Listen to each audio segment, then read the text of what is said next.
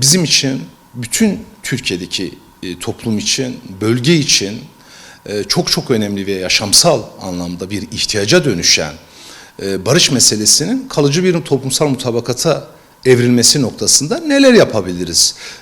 Naçizane bu noktada da kendimiz hukuki gereklilikler başta olmak üzere sosyal toplumsal alandaki gereklilikleri de ifade etmeye çalıştık. Bu yazılı çalışmamızla özet bir çalışmamızı kendileriyle paylaştık.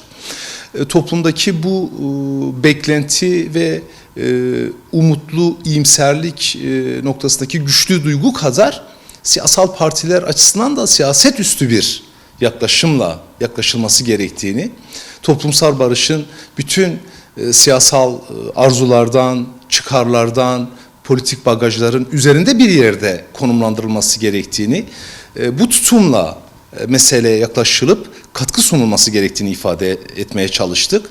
Güçlü bir siyasal desteğin olması gerektiğini, bunun toplumsal destek alanında da sivil toplumun, bizim gibi örgütlerin bunun üzerine hem o toplumsal psikolojiyi destekleyecek, pekiştirecek hem aynı zamanda somutlaşma noktasında bir ihtiyaç analizi yapmak suretiyle bu tür net ameli süreçler sabır isteyen süreçlerdir elbette, ama yavaş yavaş o barışın negatif ayağı ki büyük ölçüde tamamlandı.